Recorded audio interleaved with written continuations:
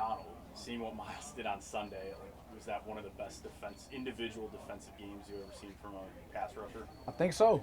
Just disruptive. I mean, even the plays where he didn't get sacks, he was in the backfield, wreaking havoc. So I mean, it was whoa, it was like a wow experience, and hopefully we get a lot more of those. So obviously, a lot of people talk about the pass rush. How did the secondary guys play? Because some of those looked like coverage sacks for him. Yeah, the game plan, we tried to make his picture cloudy, pre-snap, and I think we did a good job at that. We could always be a little tighter, but I think we overall it was a good day on the back end. Remember, I asked you last week what a dominating defense looks like, and you guys showed it on Sunday. Was that a perfect kind of building block game in terms of confidence and just doing what you guys want to do?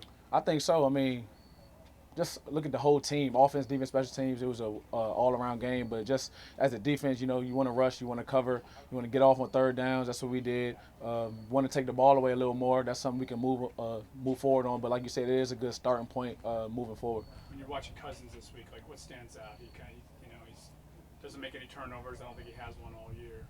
Yeah, he's a veteran, and the thing that jumps out to me, he has weapons around him. Jefferson, he's a household name. Thielen has been around for a minute. He's a savvy vet. And then we're anticipating Dalvin Cook running the ball, so he's, I say, like a top 3, top 5 back in this league. So it's a challenge for us this week, and we just got to try to disrupt him, get guys in the way of his passing lanes, and hopefully our rush gets home. So it'll be a challenge. What strikes you about Jefferson? How would you describe him and what kind of challenge he is? Yeah, I'd just say he's like a complete receiver. He can run every route. He has twitch. He's real sudden. And I think he's just a playmaker, just a full-on playmaker. He wants to make plays. He wants to be the guy. He wants the ball in his hand. So I think we just got to, get our hands on him and challenge him at the line of scrimmage and just go from there. You don't have to tackle Kareem Hunt anymore. What's he like though when you did have to tackle him? It's kind of like seems like everything's coming at you at once with him. He has great balance. I mean, like you can't just go in there and think you're going to hit him without wrapping up. He'll stay on his feet, and then he's low to the ground. He can run you over. He can run around you. He can juke you. So it's pick your poison when you come in to tackle a guy like that. So like you said, I'm glad he's on my team. But all I can remember is just his balance. Like you really have to wrap up and come up with a body part every play, or else he's going to keep it moving.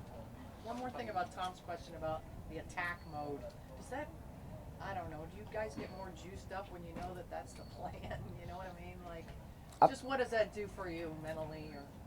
Right. I think that should be the plan every week. Just we got to challenge. This is the NFL. Everybody's good, and we got to put our best work out there each and every week. So between the rush and coverage, we just got to really have a plan, buy into it, trust in it, believe in it. I know we only practice it for like 3 days, but you really got to like lock in and trust in the plan and go out there and execute every Sunday. I don't know if you were asked this, but do you feel this?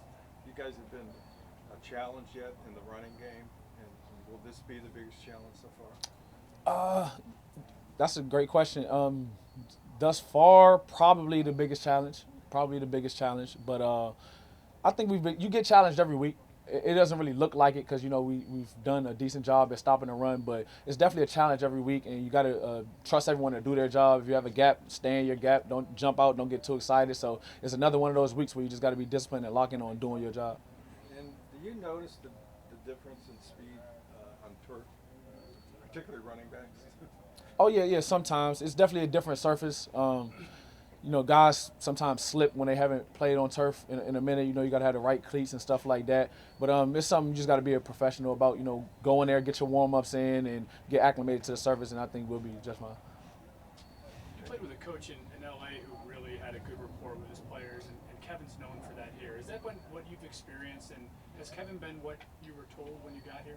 Absolutely. We have like our leadership council we could be like his mouthpiece towards the team. You can't talk to everyone individually, but he's definitely like a player's coach. He's going to do what's best for the team as a whole. And that's what I heard before I got in here, and that's exactly what he's been doing. How similar has this Vikings offense been this year from what you've seen on film compared to what you guys are practicing against? It's a lot of similarities. Just like the pro style offense, a lot of over routes, a lot of deep play action passes, stuff like that. So it's pretty similar. Like the same coaching tree. Obviously, coach was there, so it's pretty similar, and hopefully that help us on Sunday. Have you noticed anything about the culture, just like the supportive?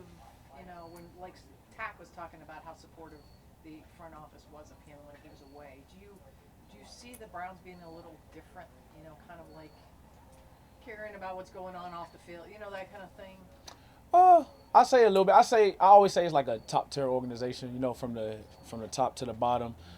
We do things the right way around here, and you know, we bring good character people in here. So it's not really have those off the field problems or anything like that, because everyone is bought in and everyone is about, you know, the Cleveland Browns. So I think it is, you know, that's just the way it was built from the ground up, and even this offseason, like Tack said.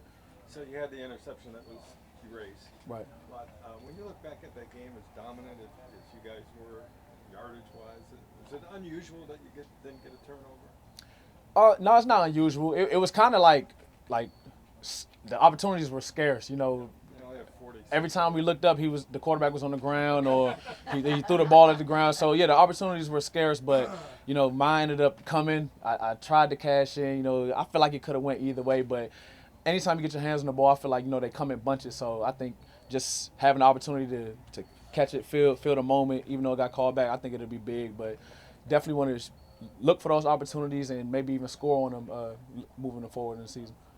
What are you expecting out of Greedy this week? You know, taking over for Greg. Do you see him coming along as he's practiced?